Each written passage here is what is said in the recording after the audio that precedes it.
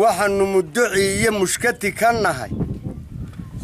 halkaa gaashaama la yidhaa lafta caraacarray baa bir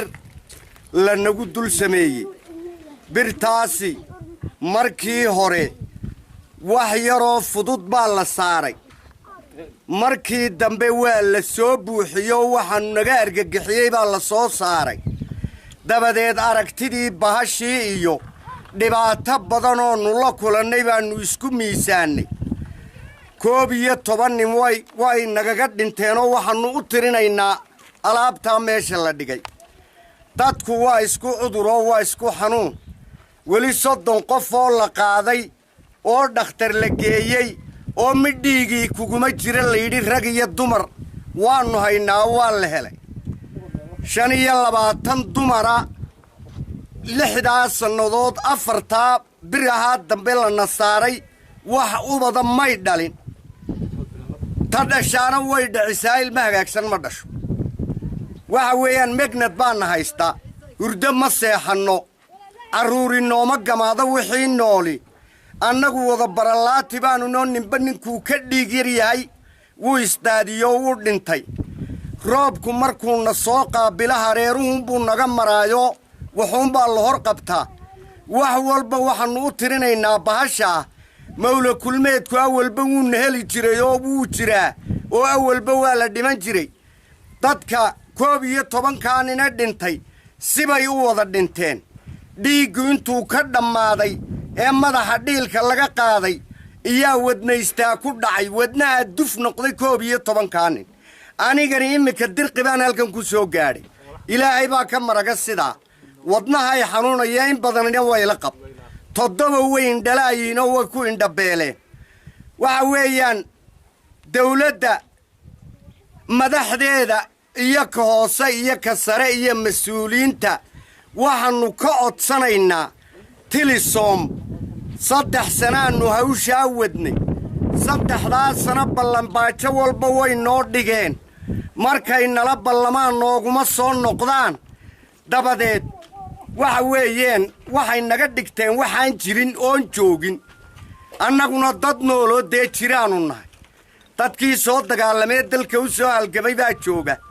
3 sano gurigayga lama habeen baanu hoydoo dagaalanan gelini ma jiro nabadgelyadii unbay deeqday iyo halkaan joogee dawladda mitinjaadoo shaxaadana ma weydiisan waxbaa kaa maqanna isma lihin maanta hadday wax dhacaanna kuwii diyaarka ahaa unbaannu nahay birtaa halkaa ku taagan iyo shirkadda qofka iyaa ka qaalisan jiritaankiisa waxaan ka codsanaynaa dawladda in beeshan la raro oo meel kale la geeyo in bahashaa waxaa lagu dheeli tiraa biraha ay dheer tahay laga furo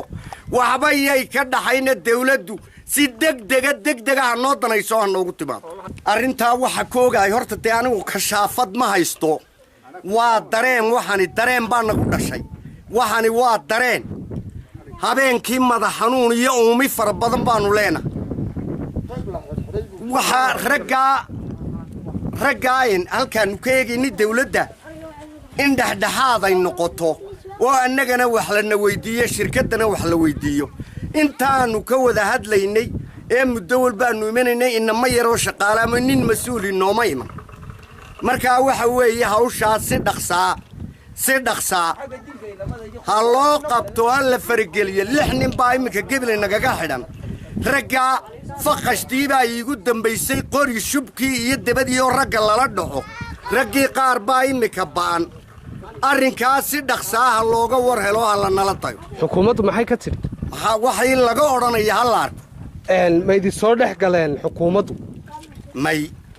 maanta kooruu nama soo dhex galay 7 weyn dhalaayiin oo way ku indhabeeleen waxa weeyaan dawladda madaxdeeda iyo ka hoose iyo ka sare iyo mas-uuliyiinta waxaannu ka codsanaynaa tilisom 3 sanaannu hawshaa wadnay 3 sano ballanbaajo walba way noo dhigeen markay nala ballamaan nooguma soo noqdaan dabadeed waxa weeyeen waxay naga dhigteen waxaan jirin oon joogin waxa weeyaan khilaaf badan oo guryo dhisan oo quruxsan ka dhacay baa jira dumarkii markay dhowr dumarii waxba dhali waayeen meeshan iga rarbay yidhaahay ninkiina beerta sideen uga guuraa buuri ku dani khasabtoo beertiisii ka guura iyo kuwa ay ku kala tagaan intaba way yeelatay waxa weeyaanin tilisom dee dawladdaa noo dhaxaysa annaga dawladdaa nale nama soo dhexgel xukuumaddu way timid imaatinkay timidna tilisomunbay noqotay dhanuunbay wax ka rartay aqallada dhexdooda iyay ragga ku laysay way ku tunteen noobeelkuunbaa loogu soo shubay lacag dee annaguna waannu abaaraysanno lacagna ma haysanno waxaasaannu idiin sheegnay in dadkii lagu tunta saacaddaa maanta oonku dilayo ee abaartu hayso ee nafaqadarradu ku dhacday ee xanuunku ku dhacay ayaa weliba tiiqtiiqsi loogu daray nimankaa eega xidhxidhan ee la soo daynayaa maahay niman iyagu faawal gaara ka galay tilisom wax beesha ay kala mid ahaayeen uunbay ku xidhnaayeen hadday xidhnaayeenna markaa waxaannu caalamka gaadhsiinaynaa in bahashaa taawiradeedaa nalaga jaro waannu ka cabanaynaa dad wuu nagaga dhintay duuyin way nagaga dhimatay raggaa eega iyag joogjooga raggaa eega odaygaa carab baa ka mid ah saaka ugu soo horrayso bixidu soo baxo waxa weeyaan carruur bilaa lafaa ka dhalatay xataa meesha oo aan la falahayn bini aadankii abuurkoodii dhammaaday laakiin aan wax lafi ku jirina sida caaga saa isku soo laablaamaysa waxa weeyaan annagu waxaanu noqono sharbaha falin khayrba ku yimaadee ninkaan lahayn taawarka macnaha telefoonada hadalkooda ha idiin soo dhib yareedgeedaa fuulaysaan waxay noqotay in naloola isticmaamay sidii yuhuudda loola isticmaalayay markaa waxaanu caalamka gaadhsiinaynaa in birtaa wax laga qabto tilisom dareekaaga waxaanu qaadanay intii bahalaan dhishashka intii lagu soo xidhay dad badan oo wadnuhu xanuunay dad badan oo madaxu xanuunay dad badan oo markaa faalis ku dhacay kuwa garab socda dad badan oo xitaa kuwa ka shaqaynayayoo kuwa daayar ay indhuhu ku xanuuneen xoolaha oo sidii faaliska oo kale xooluhu ay ku garab dhacayaan nuura barajaama oo jooga degmada gaashaamo waxaanu ka cabanaynaa birtaa dheer oo markii horena dad bir Soomaaliland oo ahayd imikaana looga dhigay bir Itoobiyaana ka soo qaada waxaan ku warkii ka soo qaada Itoobiya ku turtay garigoon markaa waxaan ka codsanaa dawladda iyo madaxweynaha sharafta leh inay birtaa sida ugu dhaqsaha badan leh ay wax nooga qabtaan duuleeyahayna waxaan ku dadkii iyo duunyadiiba way naga qabtaan yaa waxaan ku naagda yaroo dhan inoo dhashay haday noo dhashana ilmo bilaa lafa inoo dhashaa yaa intay waxa lagu xidhayna weeyaan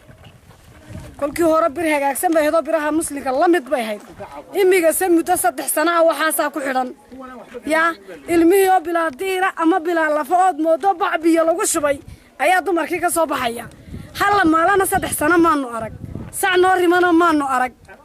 yaa tiyo xerada jiiftu maanu arkana muruq baana la noo maalayo shalay kolkaanu tagnay eenu nidhi ragayagii ama hala soo daaya ama mishiinka hala baqtiyo rasaas baa la nala dhacay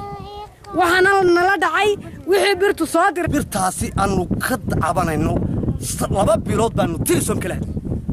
arrinkaasina uu noo socdo waanaanu ka wada hadlay nahaayihii u dambaysay tilisom iyada nagaga baxday kamana cabanayna birta waxaanu ka cabanaynaa madaxyada saaran ee 12 ah ee deegaanka gabilinala qabi war waxa biraha deegaanku ay leeyihiin ayaanu leenahay waxan ka saayidka walaalayaal dib bay nagu hayaan hal laga furo ayaanu go'aan isla taagnin tilisom nagamay qancin tilisom tii ugu kaay dambaysay waxayna yidhaahdeen birta kala baydhka ayay ku yaalaan